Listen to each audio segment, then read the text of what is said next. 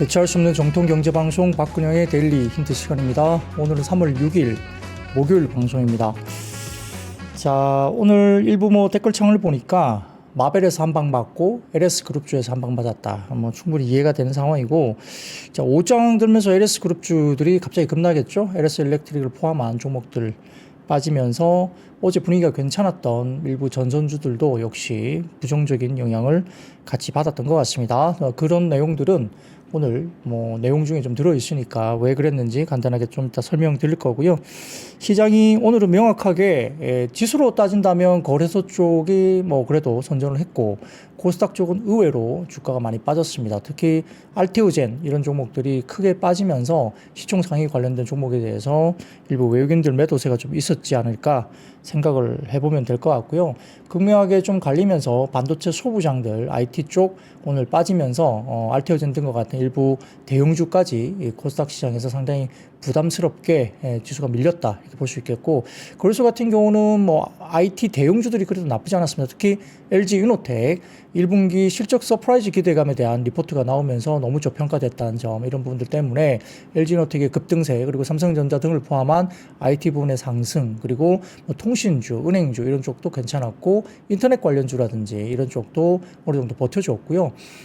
전체적으로 소매 유통 이런 쪽도 최근에 홈플러스 관련 이슈가 있으면서 이마트 등을 포함한 종목들도 상당히 반사수에 관련된 기대감으로 살짝 분위기가 나쁘진 않았습니다. 거기다가 중국 쪽에 양회라든지 그다음에 소비 유통 관련해서 중국 소비주 쪽이 좀 어느 정도 양회 이후에 긍정적인 이슈가 불거지면서 철강업종, 그 무겁던 포스코 홀딩스 등을 포함한 철강업종, 현대제철 이런 종목들도 오늘 꽤 많이 상승하는 모습을 보이면서 약간 중국 쪽과 관련된 경기 민감 쪽이 최근에 NCC 업종들도 오르기도 했습니다만, 이 철강까지도 무거운 주식들이 급등각을 보였다. 이렇게 정리는 될 수 있겠죠. 자, 그래서 여러 가지 부분에서 상당히 좀 혼조가 되는 좀 어려웠던 그런 시장이 아닐까 싶고요. 약간 시장에서 주목을 못 받았던 어제는 NCC 등과 관련된 화학업종, 오늘은 철강까지 이렇게 움직이면서 시장에서 개인들이 좀 손이 잘 안 나갔던 섹터들의 움직임이 있었다 이렇게 평가도 받고, 화장품 관련해서도 오늘 폼텍코리아라든지 그다음에 코스맥스, 그다음에 아모레퍼시픽 등과 같은 종목들, 한국 콜마까지도 오늘 주가들이 좀 올라왔는데, 화장품 관련된 종목들도 일부 종목들이 급반등이 나오면서 상당히 개별적으로 좋은 모습을 나타내는 종목까지 있었다라고 저희가 볼 수 있겠습니다. 그래서 종목적으로 약간 난이도는 높습니다. 주가는 안 빠지고 올라가는 종목들이 나오는데, 자, 그런 종목을 셀렉팅하고 우리가 충분히 집중해서 고를 수 있는 게 상당히 좀 난이도가 있는 시장이다라고 보이는 거고요. 장중에 여러 가지 뉴스 등을 통해서 변동성이 굉장히 크게 나타나기 때문에, 특히 오늘 LS 그룹주 관련해서 오늘 갑자기 급락이 나오면서 변동성이 커졌는데, 그것도 뉴스 하나가 나오면서 영향을 많이 미쳤다 볼 수 있거든요. 이제 그런 모습들에서 상당히 지금은 시장의 변화, 그리고 트럼프의 어떤 코멘트 이런 것들에 대해서 장중 영향을 많이 받고 있다라고 보이기도 합니다. 민감한 지금 시장 분위기인 것 같아요. 자, 그런 것도 중심으로 시장은 약간 조금 조심스럽게 넘어가고 있다 상황으로 보시면 될 것 같고요. 자, 그러면 시장 동향에 대해서 말씀을 드려보도록 하겠습니다. 코스피는 15.4포인트 상승 출발 보였습니다.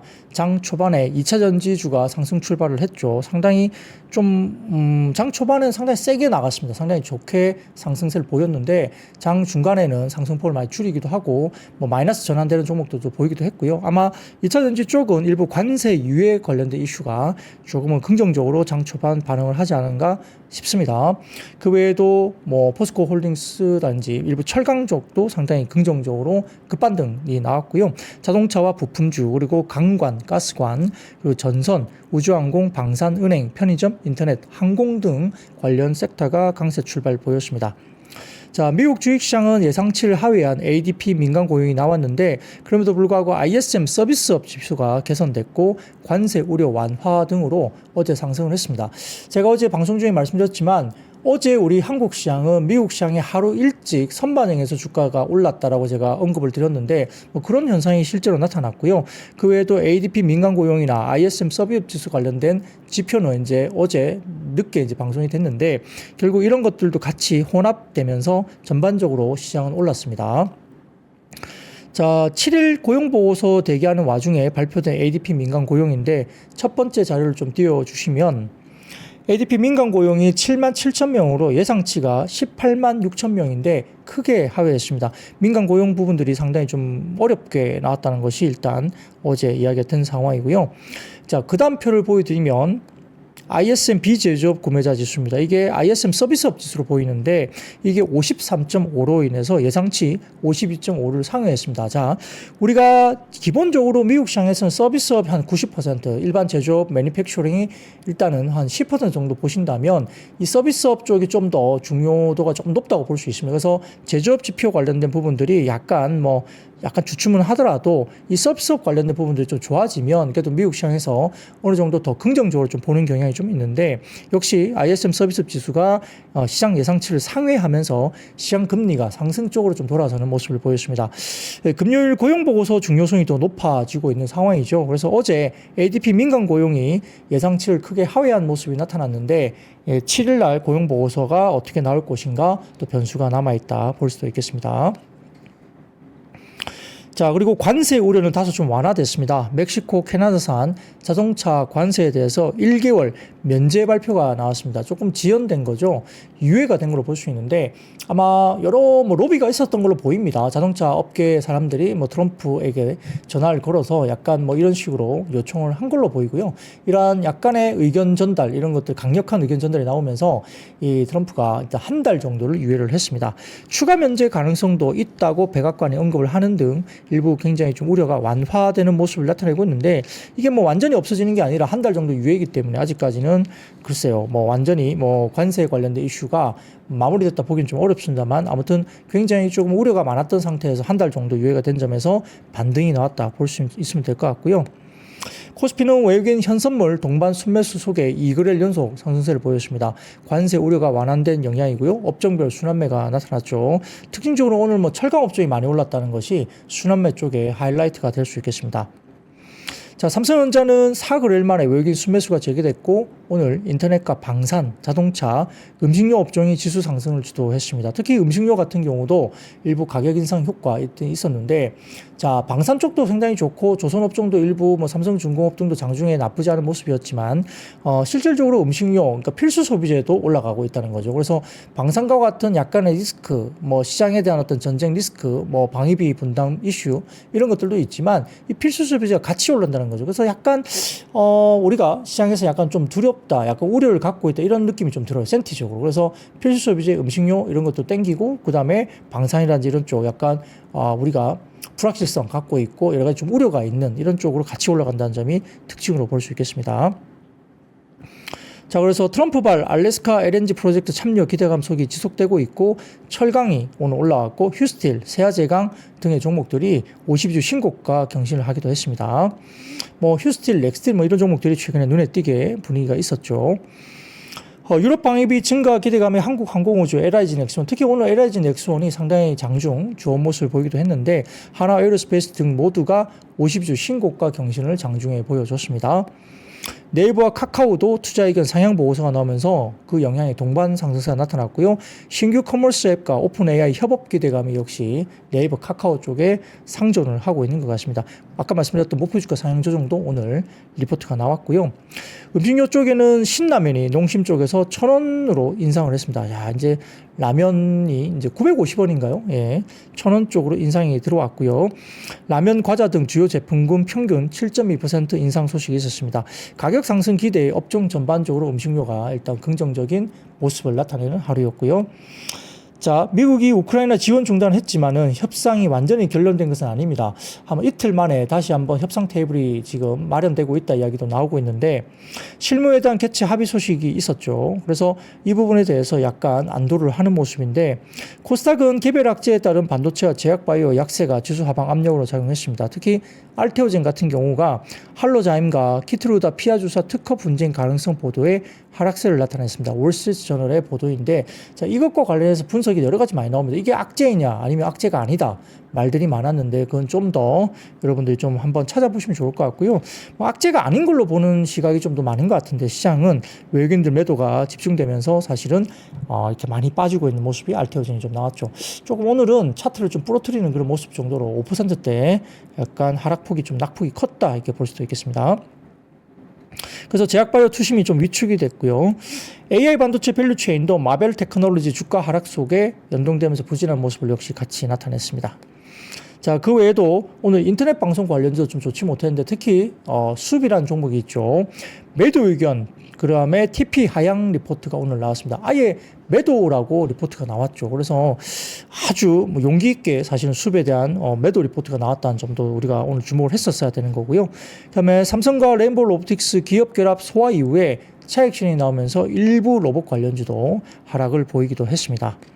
자, 북미 지역 관세가 실제로 부과되긴 했지만은 이후 관세 완화 발언이 나왔고요. 조치들이 여기에 대해서 구체적으로 한 달 유예 이런 것들이 나오면서 오히려 불확실성은 정점을 통과하고 약간 뭐 이러한 관세 우려가 완화되는 것이 아니냐 이런 국면으로 접어들고 있습니다.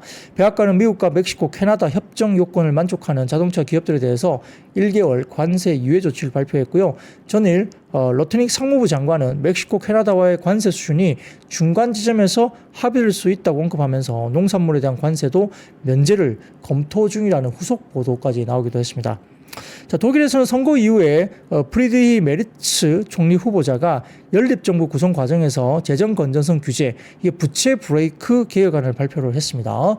5천억 유로 규모의 인프라 투자 기금 조성과 국방비 지출 증가 계획이 담기면서 재정 정책 기대감이 또 독일 쪽에서 유입이 되고 있다는 점도 역시 뭐 시장이 나쁘지 않습니다. 유럽 정도. 그래서 주식시장도 탄탄하게 가고 있는 모습이 있고요. 전일 중국 전인대에서도 발표된 경기부양 정책 등 글로벌 경기부양 기조가 분위기가 더욱더 고조되고 있습니다. 경기 침체가 아닌 상황에서 재정부양 정책이 증시에 긍정적인 요인으로 작용할 수 있지 않겠느냐 이렇게 분석이 나오고 있는 상황이고요. 전일 달러 인덱스 104.2 정도 되는데 금선물도 2,915달러 수준에서 안전자산이 하락세를 보이는 반면 독일의 닥스 지수가 3.4% 급등했고요. 유럽의 스톡스 600 직속 0.9% 상승하는 등 글로벌 증시 전반적으로 호조를 나타내기도 했습니다. 특징적으로 오늘 음식료 업종이 강세였는데요. 대표 기업인 농심이 주요 제품군 가격 인상 계획을 나타냈고 산업 내 전반적인 가격 인상 반영 기대감에 CJ일 제이대당 그리고 오뚜기, 오리온 등의 음식료 업종 상승을 보였고요. 철강 업종 특히 오늘 돋보였습니다. 최근 중국산 저가 물량 공세 해소 기대감에 이어서 국회에서 철강 산업 지원법 논의가 나오면서 세액 공제 등에 대한 수혜 기대감도 반영이 됐다 보입니다. 세아제강, 현대제철, 포스코 홀딩스의 급반등세가 나온 것도 역시 시장의 특징으로 볼 수 있습니다. 더군다나 이 중국에서 약간 감산, 철강과 관련된 감산 이유가 나와요. 그러니까 최근에 가격이 너무 많이 빠지면서 가격에 대한 부분들을 안정화시키기 위해서 중국 정부가 나서서 철강 물량에 대한 감산 조치 이런 것들에 대한 커멘트가 중국 정부에서 나오고 있다는 점도 철강주에 대한 약간의 반등을 충분히 뒷받침해주는 이야기가 될 수 있다고 배경을 볼 수 있겠습니다. 한번 찾아보세요. 이런 내용이 나오고 있습니다. 자, 그리고 멕시코와 캐나다산 자동차에 대한 관세를 한 달 유예한다 소식이 전해지면서 관세 우려도 여러 가지 상당히 있었던 기존에 이 관세 우려가 있었던 현대차, 기아, HL만도, 현대모비스 이런 종목들 자동차와 부품 업종 반등이 나오기도 했습니다.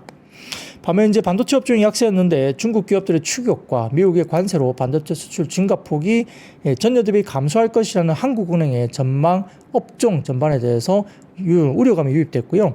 한미반도체, 테크잉, 리노공업 등 반도체 장비 업종들이 약세를 보이기도 했고요. 특징주로서는 우주산업 관련주로서 스페이스X 관련된 테마 종목의 수급이 유입됐습니다. 인텔리안 테크나 세트랙I, 한국항공우주 등이 약세였고요. 스페이스X의 투자자업 형태로 참여한 것으로 알려진 미래셋 증권도 이 우주항공 테마주로서 같이 미래셋 증권이 같이 움직이고 했다 볼 수도 있겠습니다. 자, 그리고 한편 레인보우 로보틱스의 삼성전자 기업 합병 승인 이후에 일부 차익 실현 매물이 출회됐고 이 부분에 대해서 두산과 엔젤 로보틱스 등의 일부 로봇 관련주로 동반됐던 쪽이 다시 하락세로 나타나기도 했습니다. 자, 업종 상승 탑3를 본다면 금속과 증권, IT 서비스로였고요. 업종 하락 버텀 3는 의료정밀기기와 기계장비, 보험주로 이제 분류가 됩니다. 오늘 엇갈린 ADP와 ISM 서비스 지수 영향에 내일 발표될 고용보호소 중요성이 상당히 좀 더 높아진다고 볼 수 있겠고요. 미국의 우크라이나 협상, 그리고 미국의 관세 협상, 그리고 미국의 경기, 고용지표 이 세 가지 중심축이 지속적으로 좀 확인이 좀 필요한 장세가 아닌가 생각이 듭니다. 어렵죠. 이게 실시간으로 데이터가 나오는 것들이기 때문에 이에 대해서 뭐 어느 날은 좋고 어느 날은 나쁘고 이렇게 왔다 갔다 하고 있어서 상당히 조금은 난이도가 조금 최근 들어서 좀 높아진다는 느낌이 좀 들고 있습니다. 그런 것들도 역시 여러분들이 뚜렷하게 일단 중심을 잡고 스터디를 하면서 계속적으로 팔로잉을 할 필요가 있겠다 생각이 듭니다. 그런 관련해서 저희가 좀 도움을 드리기 위해서 데일리 힌트도 같이 잘 봐주시면 좋을 것 같네요. 자, 그렇게 오늘 시장에 대한 흐름은 정리가 될 수 있겠습니다. 자, 이것도 뭐 시장에 한번 머릿속에 한번 남겨두시고 섹터 이야기를 좀 해드리도록 하죠. 자, 첫 번째 섹터는 역시 오늘 방산주입니다. LIG, 넥스원 등도 상당히 좋은 모습을 보였고요. 그래서 조태열 외교부 장관이 외교 장관으로서 18년 만에 폴란드에 공식 방문을 했습니다. 라도스와프 시코르스키 폴란드 외교장관과 회담을 개최했고, 조 장관은 현지 시간 5일 폴란드 바르샤바에서 시코르스키 장관과 단독 회담을 했고, 오찬 회담을 하면서 양국이 앞으로도 방산 협력을 지속적으로 추진하기로 밝혔다고 합니다. 특히 양 장관은 현재 양국 간 협의 중인 K2 전차 2차 이행 계획이 조속히 체결될 수 있도록 정부 간 협의를 포함한 가능한 모든 지원을 함께 해 나가기로 했다고 밝히기도 했고요. 당초 2차 수출 이행 계획은 작년 연말에 있을 것으로 이야기를 했는데 12.3 비상계엄 사태 등으로 지연되고 있는 상황이죠. 그리고 뭐 여러 가지 뭐 차관도 있어야 되기 때문에 복잡한 상황이 분명히 있는 건 맞습니다만 어느 정도 긍정적인 분위기는 계속 이어지고 있다 볼 수 있습니다. 유럽의 방위비 확대 기대감도 뭐 지속되고 있습니다. 뭐 반복적으로 말씀드리고 있는 상황인데 EU 21개국이 지금 현지 시간 6일 유럽 방위력 강화를 위한 자금 조달 계획과 우크라이나 지원 방안을 논의하기 위한 특별 정상회의를 벨기에 브뤼셀에서 개최할 예정으로 보입니다. 최근 EU 27개 회원국의 방위비 증액을 촉진하기 위해서 최소의 8천억 유로, 약 1238조 원들의 자금 동원 계획을 제시한 바가 있습니다. 영국과 독일 등이 상당히 또 아주 적극적으로 지금 방위비 이야기를 하고 있는 상황이고, 독일의 차기 총리 프리드히 메르츠가 독일 헌법을 개정해서 국방 및 안보 지출을 재정 지출 한도에서 면제할 것으로 밝히는 등 굉장히 공격적인 행보가 나타나고 있고요. 국방 안보 지출이 재정 지출 한도에서 면제되면 방위비 지출이 수천억 유로 추가될 수 있는 것으로 우리가 분석하고 있기 때문에 국내의 K방산주에는 역시 긍정적인 모멘텀입니다. 지난번 뉴욕 증시에서도 제너럴 다이내믹스 4.85%, 그리고 로키드 마틴도 2.58%, 노스롭 그루만 2.24%, 레이시온도 0.73% 이렇게 방산주, 미국 시장에서 방산주가 강세로 마무리했고요. 특히 팔란티어 테크놀로지스가 6.79%, 윌리엄 블레어 분석가 루이 디팔마가 투자 등급을 언더퍼폼에서 마켓 퍼폼으로 상향 조정했다는 소식도 역시 들리면서 팔란티어까지 분위기가 이렇게 같이 갔다 볼 수 있습니다. 이에 따라서 오늘은 LIG 넥스원, 휴니드, 풍산, 웨이브 일렉트로, 한국항공우주, 뭐 퍼스텍 이런 종목들도 주목을 받았다, 평가를 받을 수 있겠습니다. 방산은 여전히 뭐 나쁘지 않은 것 같습니다. 조선도 마찬가지고 방산도 최근에 좀 급하게 올라온 것 때문에 좀 쉬어갈 수는 있겠지만은 뭐 급락이 별로 안 나오는 분위기고요. 여전히 장중에 또 수급이 유입되면서 상당히 좀 탄탄한 모습을 보여주고 있지 않을까. 그래서 아직까지는 방산과 조선이 좀 뭐라 그럴까, 선도하는 업종으로서 약간 주도 섹터로서 여전히 지위를 좀 가지고 있지 않을까 생각도 들고요. 방산과 더불어서 우주항공도 같이 오버랩이 되는 종목이 꽤 있습니다. 그렇기 때문에 이러한 종목들 중심으로 주가들 분위기가 상당히 나쁘지 않고 꾸준하게 이렇게 지금 좀 이렇게 탄탄하게 잘 버텨주면서 주가가 우상향 그림이 계속적으로 나오고 있다는 점도 시장에서 특징으로 여러분들 이해를 하시면 좋겠네요. 자, 그러면 첫 번째 섹터를 말씀드렸습니다. 자, 그러면 두 번째 섹터로 넘어가겠습니다. 역시 좀 이어지면서 우주항공 쪽입니다.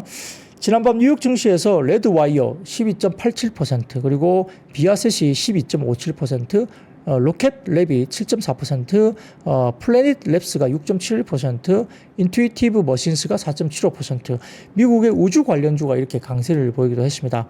외신에 따르면 미국이 우크라이나에 대한 군사 지원을 중단하겠다는 뜻을 밝히면서 일론 머스크 CEO가 이끄는 위성통신 서비스 스타링크의 역시 우크라이나 통신 지원을 차단할 가능성이 고조되고 있다 이렇게 평가를 받고 있는데, 프랑스 위성통신 업체 유텔셋이 스타링크를 대신해서 우크라이나에서 서비스를 확장하기 위해서 유럽 국가들과 협의 중이다라고 밝혔습니다. 그래서 좀 이따 제가 보여드리겠지만 이 관련된 유텔셋이 주가가 엄청나게 급등을 했습니다. 유텔셋은 이미 유럽 기관들과 우크라이나 서비스 제공을 위한 협력을 시작했고요. 현재 두 가지 유형의 위성을 사용할 계획으로, 하나는 저지구 궤도, 이게 LEO 원웹 위성이고요. 나머지는 정지 궤도 위성인데, 이는 러시아 진지를 공격하는 우크라이나 드론의 연결성을 유지하는 데 도움이 될 것으로 전망이 됩니다. 그러니까 아까 말씀드렸던 유텔셋은 이게 스타링크를 대체하는 보안 업체로서, 이렇게 보안제로서의 어떤 업체로서 부각이 되고 있기 때문에 주가가 최근에 상당히 급등을 주고 있다 볼 수 있습니다. 한편 현지 시간 지난 26일 미국의 플로리다 케네디 우주센터에서 우주기업 스페이스X의 펠컨 9 로켓에 실려서 발사된 무인 달 탐사선 아테나, 이게 부분이 현지 시간 6일 달 남극 분화구 인근의 고원 몬스 무턴 지역에 착륙을 시도할 예정으로 지금 알려지고 있습니다. 이런 것들도 모멘텀으로 플레이가 됐다 볼 수 있는 상황인데, 자, 그러다 보니까 인텔리안테크, 세트레가이, LIG 넥스원, 컨텍, 제노코, 이노스페이스, AP 위성 등의 우주항공 주가들이 움직였다 볼 수 있습니다. 자, 그래서 좀 전에 말씀드렸던 스타링크 대안으로 부각이 되고 있는 유텔셋 주가, 자, 표로 한번 볼까요? 한번 띄워주시면 이렇게 주가가 로켓처럼 올라가고 있죠. 주가가 로켓처럼 올라갑니다. 지금 인텔리안테크가 이와 관련주로 유텔셋 관련주로서 인텔리안테크가 분류가 됐고요. 아마 매출 부분의 한 30% 정도가 아마 유텔셋하고 인텔리안테크가 좀 연동이 되어 있다, 이런 분석도 일부 나오는 것 같은데, 자, 그래서 아무튼 유텔셋 관련주가 주가가 급등하면서 이 관련주로서 인텔리안테크가 언급이 됐다는 점이죠. 그래서 일단 인텔리안테크뿐만 아니라 세트레가이나 같은 우주항공 관련주들이 일단은 주가들이 동시에 움직임이 상당히 좋았다, 이렇게 볼 수도 있겠습니다. 근데 이렇게 우주항공주는 방산주하고 또 연관되는 종목들이 있기 때문에 같이 이렇게 오버랩이 되면서 힘을 받고 있는 상황입니다. 그래서 역시 방산주가 여전히 탄탄하게 주가 수준을 유지하고 있다는 점도 우리가 특징으로 볼 수 있겠죠. 우주항공은 플러스 알파예요. 우주항공으로 돈을 많이 벌지는 못합니다. 이익을 많이 내지는 못하는데, 어쨌든 모멘텀 플레이로는 상당히 좀 괜찮은 플러스 알파 역할을 해주는 쪽이 아닐까 생각이 듭니다. 자, 그러면 세 번째 섹터로 넘어가 보도록 하겠습니다. 자, 자동차와 일부 2차 전지주가 상승을 나타냈습니다. 근데 2차 전지 쪽은 상승폭이 좀 아쉬웠죠. 오전에 상승했을 때 꽤 높은 상승률을 보이기도 했지만 오후 들면서 힘이 좀 빠지기도 했고요. 그래서 2차 전지주는 아직까지는 조금은 올라가게 되면 좀 보수적인 시각이 아직은 좀 남아있지 않은가 생각은 듭니다. 자동차도 완성차와 일부 부품주가 같이 올라가기도 했는데, 밤사이에 트럼프 행정부가 현지 시간 4일부터 시행 중인 멕시코, 캐나다 대상 25% 관세 부과에 대해서 자동차에 한해서 1개월간 적용을 면제한다고 발표했습니다. 이 마음에 드는 대로 그냥 생각나면 그냥 면제했다가 부과했다가 막 그렇게 하고 있죠. 자, 이와 관련해서 캐롤라인 레빗 백악관 대변인이 있는 브리핑에서 우리는 빅3 자동차 업체와 대화를 했다고 알려지면서 미국, 멕시코, 캐나다 무역협정 USMCA를 통해서 미국으로 들어오는 자동차에 대해서 1개월간 관세를 면제할 것이라고 밝혔습니다. 이어서 USMCA와 관련된 업체 요청에 따라 트럼프 대통령은 그들이 경제적 불이익을 당하지 않도록 하기 위해 관세 적용을 한 달 면제하는 것이라고 언급했습니다. 실제 이쪽과 관련된 관세가 적용이 되면 가장 타격받는 업체는 GM이라고 알려져 있죠. 그렇기 때문에 GM을 죽이는 어떤 그런 관세 정책으로 볼 수 있습니다만, 아무튼 이걸 가지고 이제 협상의 도구로 좀 쓰고 있기 때문에 아무튼 그쪽에서 반발이 심했겠죠. 그러다 보니까 로비가 들어갔을 거고, 이와 관련해서 1개월간 관세 면제 유예가 일단 발표가 된 겁니다. 이에 따라서 캐나다, 멕시코의 공장을 보유하거나 건설 중인 국내 자동차 2차 전지 업체들의 수출이 위축될 수 있다는 우려가 일부 완화되는 모습에서 HL 만도, 기아, 모비스, 현대차, 형우하이텍, 화신 등의 자동차 대표주와 일부 부품주가 눈에 띄게 이제 주가가 올라왔고요. 여기다가 롯데에너지 머티리얼즈나 에코프로비엠, 포스코 퓨치엠 등의 일부 2차 전지 관련주가 상승을 했습니다. 자, 근데 요즘에 테슬라가 좀 심상치 않습니다. 자, 그 다음 헤드라인 좀 보여주시면, 이겁니다. 테슬라의 독일 판매량이 2개월 연속 감소하면서 이번 2월에는 전년 대비 독일 쪽에서 마이너스 76%나 수요가 급감을 했습니다. 자, 일론 머스크의 극우정당 지원, 그죠. 약간 독일의 나치즘 이런 것들에 대해서 극우정당 지원과 정치적 발언이 유럽 소비자에게 반감을 샀고, 역시 이제 불매운동 이런 것들까지도 지금 분위기가 나타나고 있다. 이야기가 살짝 나오는데, 테슬라 주가는 12월 최고점 대비 40% 급락했고요. 유럽 각지에서 테슬라 차량에 대한 반발 움직임이 커지고 있다는 모습입니다. 그래서 이 보시면 2월 판매만 놓고 보면 독일이 전년비 마이너스 76% 급감을 했고요. 프랑스도 전년비 마이너스 26%, 네덜란드가 전년비 마이너스 24%, 스페인은 전년비 마이너스 11% 급감을 했습니다. 반면 그래도 영국에서는 테슬라 2월 판매가 전년비 21% 상승을 했는데, 그럼 유럽 전역에서 자동차 수요가 없었느냐? 전기차 수요가 상당히 유럽에서 견조했습니다. 상당히 상승폭이 견조했기 때문에 상대적으로 급감하는 모습을 보였던 이 테슬라가 눈탱이를 맞고 있는 거죠. 그래서 전체적으로 테슬라의 분위기가 지금은 여러 가지 어떤 불매 운동이나 센티가 상당히 좀 좋지 않게 유럽 시장에서 지금 반응을 하고 있다라고 우리가 분석을 할 수 있겠습니다. 자, 그래서 이런 부분들 봤을 때 골드만삭스가 테슬라의 투자 의견을 중립을 유지하면서 목표 주가를 $320로 하향 조정을 올렸습니다. 자, 인도량 전망도 하향 조정을 했는데요. 중국과 유럽, 미국 등 주요 지역의 분기 실적 데이터를 반영해서 시장 예상치를 하회하는 수준으로 테슬라의 인도량 전망을 하향 조정했습니다. 골드만삭스가요. 또한 소비자 설문조사의 기반의 수요 둔화 신호를 고려해서 전반적인 수요 트렌드 역시 약세로 평가를 하는 모습이었고요. FSD 그리고 중국 시장의 경쟁 환경을 분석했을 때 최근 중국 내 FSD 출시와 관련된 진행 사항을 점검하고 현지 조사 결과를 기반으로 경쟁 구도를 분석을 했는데, 자, FSD V13 평가를 한다면 기존의 V12 대비로서는 의미 있는 개선이 확인됐고, 중장기적으로 아이스오프 완전 자율주행 단계로 전환될 경우에는 미국 시장 내 수익화 가능성이 확대될 것으로 예상을 했는데, 다만 중국 시장 내 경쟁 심화가 나타났다. 그래서 중국 내 다수의 완성차 업체들이 추가 비용이 아예 없이 핸즈프리 ADAS 기능을 제공하는 점이 상당히 부담 요인으로 된다는 겁니다. 특히 일부 고급 트림 모델에 한정되긴 하지만 별도 소프트웨어 패키지 구매 없이 해당 기능이 중국 업체들에 의해서 제공되는 경우가 많기 때문에 테슬라가 중국 내 FSD 수익화를 추진하는데 어려움이 예상된다. 돈 받는 게 힘들다고 보는 거죠. 그래서 투자 의견을 중립으로 유지하고 목표 주가를 $320로 하향했습니다. 기존에는 $345였는데 $320로 하향 조정을 했죠. 그래서 단기적으로 기본 펀더멘탈 수요 둔화와 경쟁 심화 환경이 악화될 것으로 골드만삭스는 전망을 했고요. 25년 EPS 전망치는 시장 컨센서스를 하회한다 봤고요. 장기적으로 FS를 포함한 소프트웨어 매출 증가가 이익 성장에 기여할 것으로 예상은 되고 있지만, 테슬라가 목표하는 수준의 수익화 가능성에 대해서는 보다 보수적으로 시각을 견지해야 된다라고 언급을 하기도 했습니다. 그러니까 요즘에 분위기가 테슬라가 쏙 좋지 못해요. 그래서 이런 부분들도 2차 전지에 좀 부담으로 작용하고 있다. 국내 시장에서 이렇게 시장을 말씀을 드릴 수가 있겠습니다. 자, 그런 것도 중심으로 2차 전지는 아직까지는 조금 보수적으로 본다. 이렇게 평가를 할 수 있겠습니다. 사랑초님, 부장님 옷이 봄이 먼저 왔네요. 제일제일 돈돈님께서는 사랑받는 박군영 형님 말씀드렸고요. 제일제일 돈돈님 잘 알고 계시네요. 아내분께서 봄옷으로 바꿔줬다. 야, 말씀 주시네요. 맞습니다. 야, 봄 내음 무신한다고 오늘 말씀이 스텔라님도 말씀을 주십니다. 여러분들도 이제 봄을 이제 준비를 하셔야 됩니다. 지금 이제 이미 이번 주 주말에는 10도를 넘어서는 이제 낮 기온이 되고요. 이제 영하 날씨가 이번 주 주말까지도 없고 다들 이제 영상으로 다 올라옵니다. 3월이면 이미 이제 봄이 와야 되는 거죠. 약간의 쌀쌀한 바람이 불긴 하지만 봄 준비를 여러분도 하시고, 자, 시장에도 이 봄 기온이 만연했으면 좋겠네요. 자, 그러면 이렇게 이야기를 하면서 네 번째 이제 우리가 넘어가 보죠. 자, 필수 소비재 음식료 쪽에 움직임이 오늘도 있었습니다.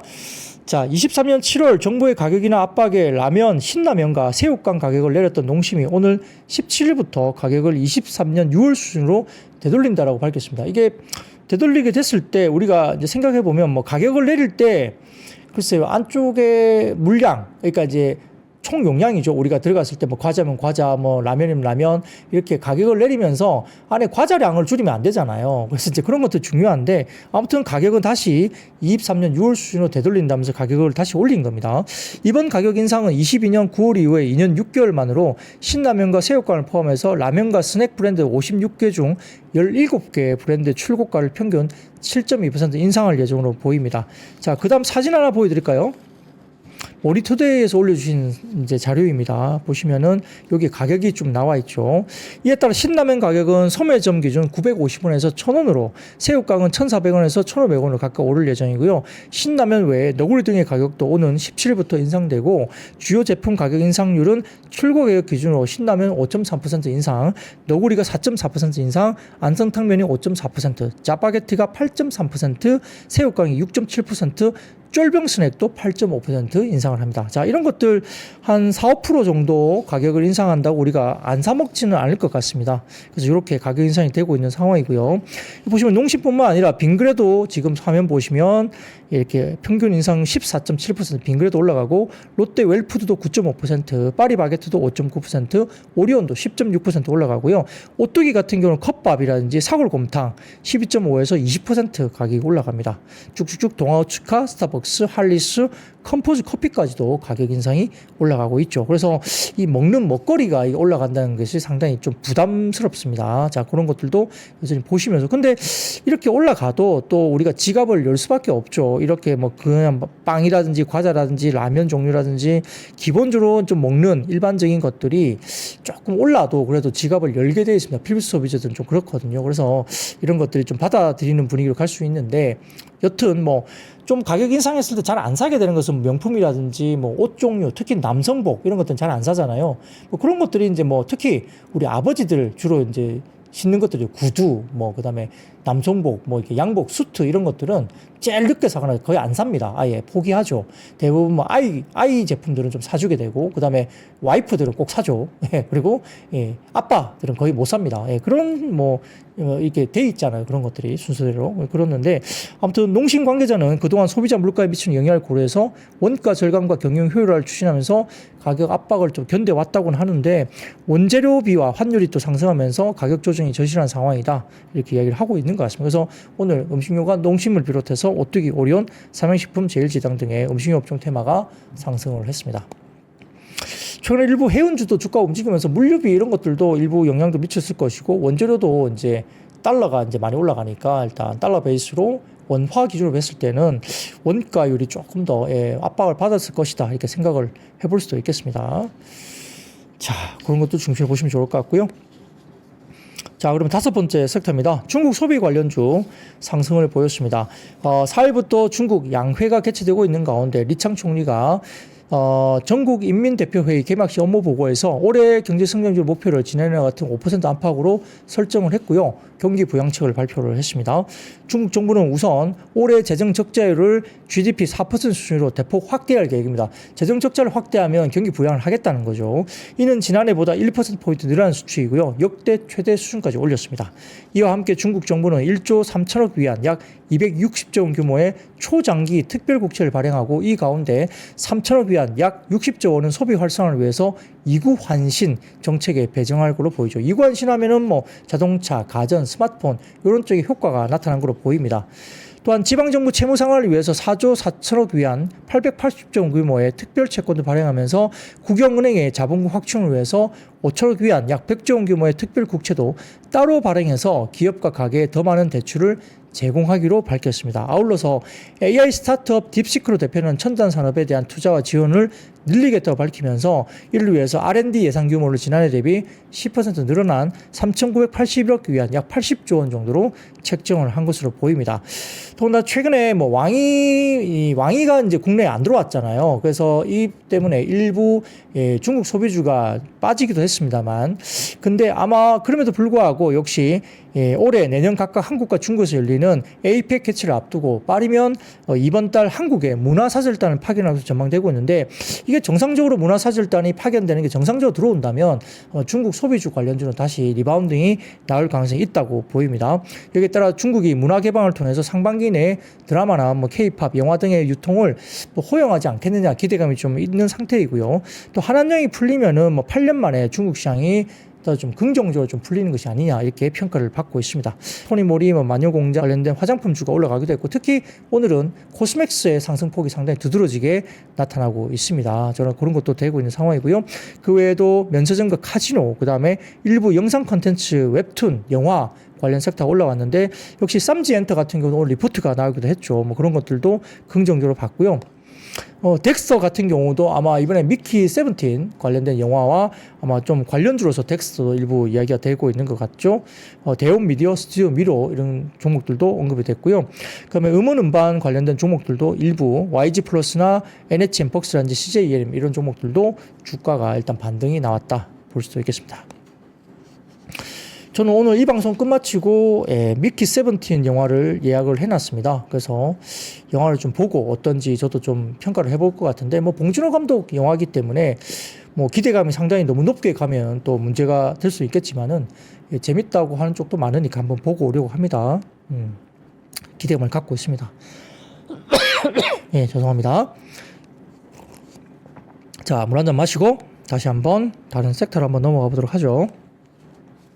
오늘 철강주가 급등을 했습니다. 오늘 뭐 포스코홀딩스라든지 현대제철 8% 넘게 주가가 올라왔는데, 자, 그 무거운 종목이 그렇게 올라왔죠. 그래서 트럼프 관세 정책 일부 완화 기대감이 역시 철강주까지 이제 움직임이 있었는데요. 최근에 보면 NCC 종목들, 롯데케미칼, 뭐 대한유화 등도 주가들이 급등을 했었고, 롯데케미칼은 PBR 0.18배밖에 안 돼서 너무 싸다 뭐 이러면서 주가들이 올랐는데, NH투자증권에서는 이 NCC 관련된 쪽에 대해서 보수적으로, 아직까지는 보수적으로 봐야 된다, 실적이 그렇게 따라오지 못할 수 있다라고 약간 경계하는 리포트를 역시 내기도 했습니다. 자, 그래서 오늘 철강업종 상승에 대해서 한투증권에서 장중 코멘트를 냈는데요. 오늘 포스코홀딩스와 현대제철 주가가 9% 내외 상승하는 등 철강업종 동반 상승이 나타났다 이렇게 볼 수 있는데, 그 배경에는 트럼프의 관세 정책이 일부 완화되면서 미국과 한국 시장이 반가운 어떤 그런 센티가 일단 있었다 볼 수 있는 거고요. 해외 투자자들이 공매도 숏 재개에 앞서서 매수 롱 포지션의 밸류에이션이 더욱더 매력적인 철강업종을 편입하는 움직임이 동시에 나타났다라고 한투증권에서는 평가를 했습니다. 자, 그리고 중국 양회에서 철강 구조조정에 대한 구체적인 내용은 나오진 않았지만 양회가 개최 중인 것도 주가에 호재로 작용했다 보이는 거죠. 근데 제가 말씀드렸지만 외신에서는 중국 정책 당국이 철강업종에 대한 여러 가지 구조조정 내지는 뭐 철강 물량에 대한 조정 이런 것들에 대해서 언급이 좀 되고 있다는 분위기가 감지되고 있다 이렇게 외신에서 나오고 있기 때문에 약간 철강에 대한 감산 이야기가 또 중국 정부에 좀 의지가 있다라는 이야기가 나오면서 긍정적인 분위기도 일단 나오고 있는 상황이 맞습니다.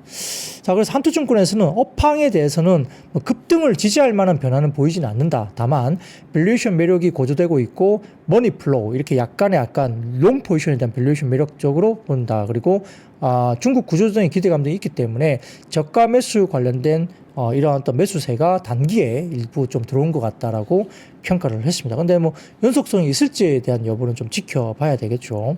아직까지도 뭐 철강업종 뭐 계속 랠리가 간다라고 보는 그런 시각은 아직은 좀 아닌 것 같습니다만, 아무튼 일반적으로 우리가 NCC도 올랐고 철강도 올라가고, 그러니까 수급 빈집이죠. 계속적으로 좋지 못하고 그렇게 기대감이 높지 않았던 섹터들이 약간의 트레이가 생기면서 일단 단기 급등이 나온 것이 아니냐 이렇게 생각하고 있고요.